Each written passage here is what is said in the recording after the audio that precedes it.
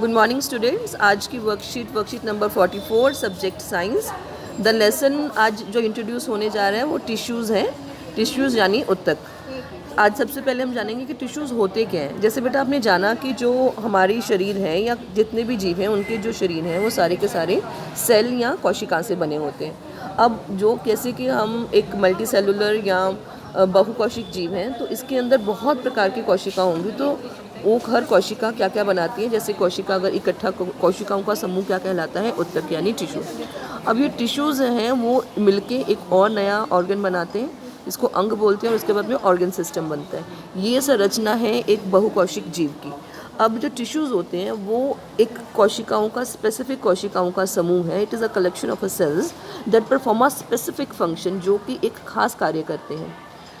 जिज्ञासा ने कहा कि how did the cell in our body work, हमारे बॉडी के अंदर जो कोशिकाएं हैं वो कार्य कैसे करती हैं। क्या प्लांट सेल्स या प्लांट की कोशिकाएं, पादप कोशिकाएं हैं, उनका फंक्शन सेम होता है? तो हम कहेंगे कि एज़ यू नो कि plant and animal both are multicellular organism. जो एनिमल जो जीव हैं और जंतु हैं, जंतु और पादप हैं, वो दोनों को दोनों बहुकोशिक जीव हैं।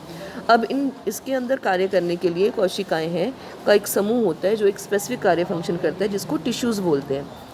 डिफरेंट टाइप ऑफ टिश्यूज़, अलग अलग तरह के टिश्यूज़ कंबाइन करके एक इकट्ठ होके एक नए प्रकार का उत्तक बनाते हैं। और उत्तक से उत्तक जो कंबाइन करके एक ऑर्गन बनाते हैं, अंग बनाते हैं, और अंग से ऑर्गन सिस्टम बनता है, जिसके कारण पूरी की पूरी बॉडी हमारी कार्य करती है।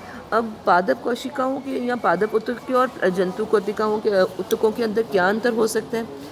Most of the part of the animal tissues is living. हम ये जानते हैं कि जो जंतु कोशिकाएं हैं या जंतु उत्तक हैं, उसके अंदर जितनी भी कोशिकाएं हैं वो सारी की सारी जीवित होती हैं। लेकिन पौधों के अंदर ऐसा नहीं होता। उसके अंदर कुछ ऐसे भाग हैं जिसके अंदर मृत कोशिकाएं भी रहती हैं, वो अपना कार्य करती हैं। दे इन केस ऑफ एनिमल्स के अंदर दे नीड मोर एनर्जी, क्योंकि लोकोमोटिव होते हैं। जंतु जो होते हैं वो इधर उधर भाग सकते हैं, गति करते हैं, इसलिए उनको ज़्यादा ऊर्जा की आवश्यकता होती है। ऑन द अदर हैंड जो प्लांट्स होते हैं, पादप होते हैं, क्योंकि वो ज़्यादा हिलते जुलते नहीं हैं, एक ही जगह पर रहते, तो उनकी एनर्जी रिक्वायरमेंट लेस होती है। Their growth is balanced and control. In case of animals इनकी जो ग्रोथ होती है वो बैलेंस और कंट्रोल्ड होती है। लेकिन जो पादप होते हैं उनके अंदर दो प्रकार के ऐसे टिश्यूज़ होते हैं जिनकी जो ग्रोथ है वो डिफरेंट टाइप की होती है, meristematic tissues and permanent tissues.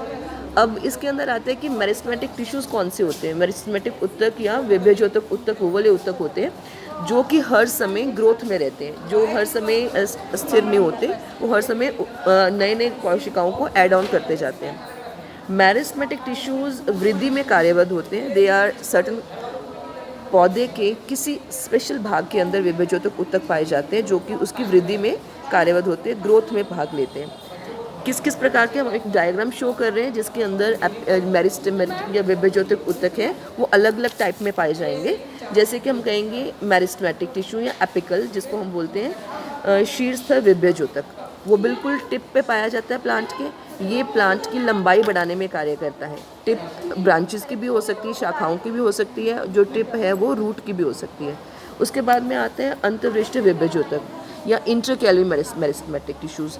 ये टिश्यूज़ होते हैं लीव्स के अंदर प्रेजेंट होते हैं और इंटरनोड्स के अंदर प्रेजेंट होते हैं, पत्तों के अंदर पाए जाते हैं और टहनी के दोनों उपस्थित होते हैं। डायग्राम के अंदर देखेंगे कि ये कहाँ पे पाए जाते हैं। उसके बाद में आता है हमारा पार्श्व विभेद्योतक। ये तने की वृद्धि, मतलब तने की मोटाई बढ़ाने के लिए, गर्थ बढ़ाने के लिए, गर्थ का मतलब होता है मोटाई, स्टेम की मोटाई बढ़ाने के लिए ये कार्यबद्ध होते हैं। सो इनका diagram is very very important, और साथ ही इसकी लेबलिंग इंपॉर्टेंट है। सभी स्टूडेंट्स इसकी लेबलिंग और प्लांट के डायग्राम ड्रॉ करेंगे।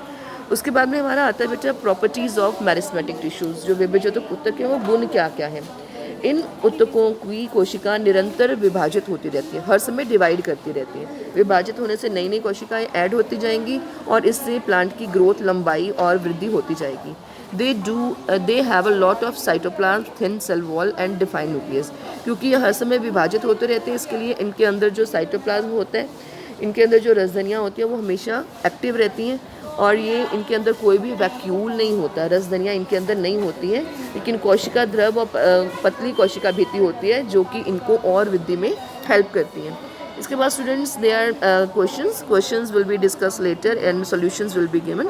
गो थ्रू इट। Thank you.